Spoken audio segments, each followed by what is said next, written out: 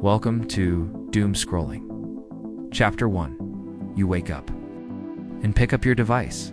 How did we get hooked? Hello everybody, welcome back to the channel. Today we're diving into something many of us know all too well. When you wake up in the morning, your phone is in your hand, you're scrolling and suddenly 30 minutes have disappeared. That habit has a name.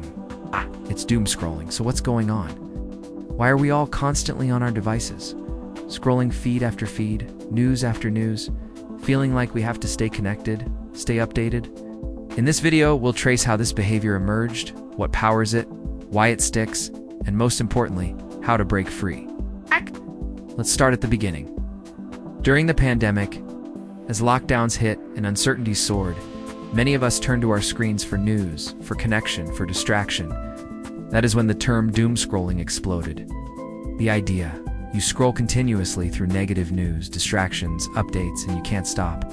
But the roots go deeper. Human psychology, design mechanics of our devices, algorithms, notifications, all of it plays a role. For many of us, this has become automatic. We pick up the phone almost reflexively. So in this chapter, we're going to unpack how we got here.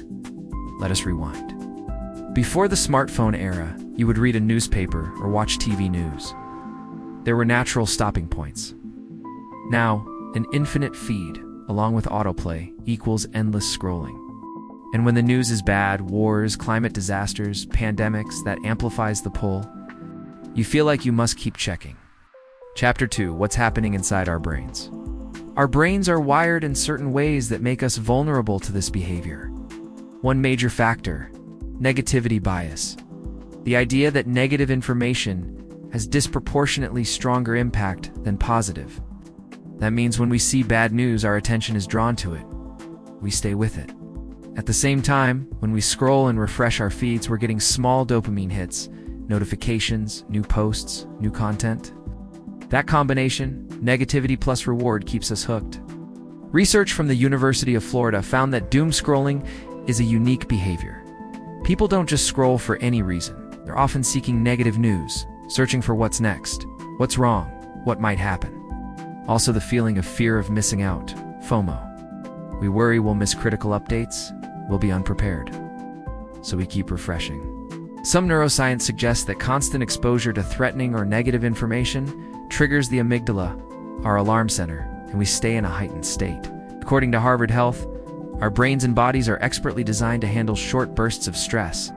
But over years of constant streaming of bad news, the stress just doesn't end. So you have the perfect storm. A brain wired for threat, plus a device feeding threat, plus a reward system asking you to keep scrolling. In the next chapter, we'll dig into how the tech side supercharges all of this. Chapter 3, Technology, Algorithms, and the Infinite Scroll. If it were just our brains, maybe it would be simpler. But tech is designed to keep us scrolling. Start with infinite scroll. You reach the bottom of a feed, content just keeps loading. There are no natural stopping cues. Researchers have pointed to this as a key driver of doom scrolling. Then there are algorithms. Social media platforms and news apps optimize for engagement. Emotionally charged content, often negative news, draws more attention, more shares, more time spent. That means the feed tends to show more of the stuff that hooks you. In smartphone design, persuasive design features like notifications, badges, pop-ups, these push us back into the feed even when we meant to stop. A study on Chinese university students found persuasive designs prolong screen time and reinforce phone checking habits. Combine these: hook plus reward plus no stopping point plus algorithmic push, and you've got a system that's extremely effective at keeping you scrolling. Let us look at one scenario. You wake up, your phone buzzes, maybe a headline about something scary or bad. You open the app. The feed starts. Infinite scroll. You refresh. You hit notifications. You keep going. 15 minutes become 45 minutes. You feel worse. But you keep going because the next headline might give you some control, some update. Studies show the rise of doom scrolling during the pandemic. When crisis levels were high, news was uncertain, and devices were the primary connection. That set the stage for what we now see as a habitual, almost reflexive behavior. In the next chapter, we'll explore exactly why we stay, even when we feel worse for it. Chapter 4. Why we keep doing it despite feeling worse. So we know the mechanics. But the big question, why do many of us keep doing it, even when we realize it makes us feel worse? One reason: illusion of control. When the world feels unpredictable, checking my feed feels like gaining information, being prepared, being safe. That's compelling. Another. Emotional arousal. Negative news provokes strong emotion: fear, outrage, anxiety. That emotion hooks attention and makes you stay. Then there is avoidance or distraction.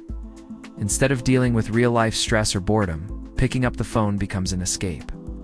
A blog post from University of Colorado, Denver described doom scrolling as easy, effortless. It diverts us from our responsibilities and doing the hard things we don't want to do.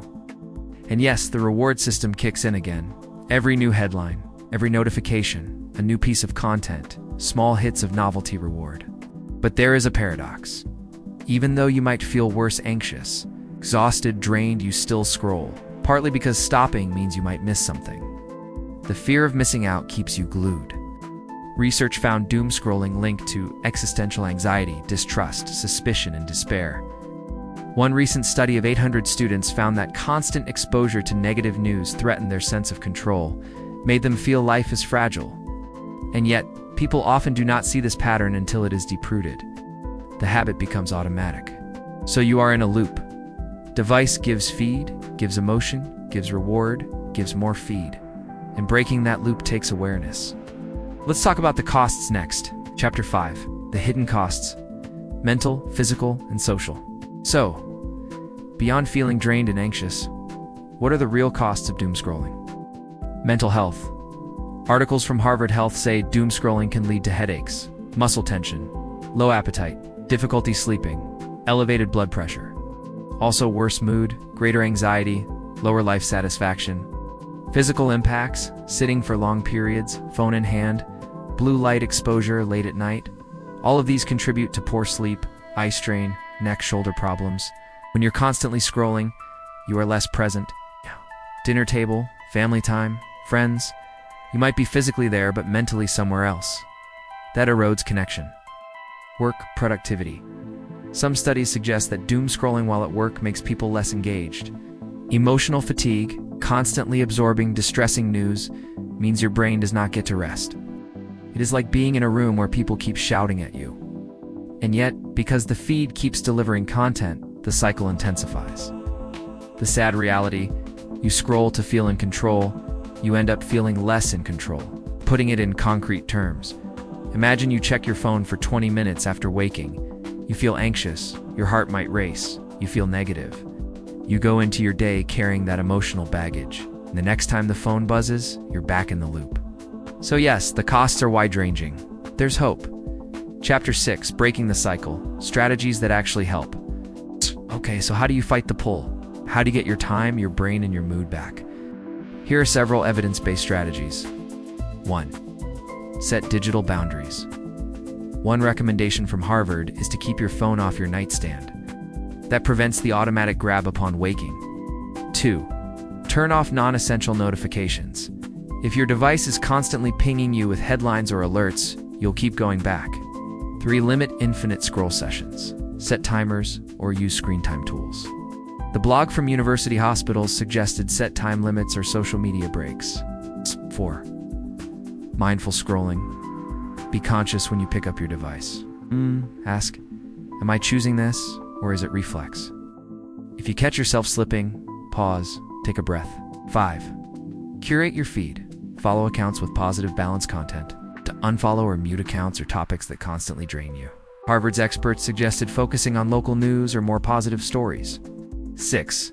Replace the habit. Instead of mindless scrolling, pick up something else. A walk, a book, a chat with a friend, a hobby. The key: the device does not always have to win. 7. Get professional help if needed. If you feel that the scrolling is uncontrollable, or it is fueling anxiety or depression, reach out. Putting these together, digital detoxes, mindful habits, design changes, you can reclaim your time and attention. Real-world example: say you wake up. You keep your phone in another room for the first 30 minutes. You go for a walk or drink coffee without screens.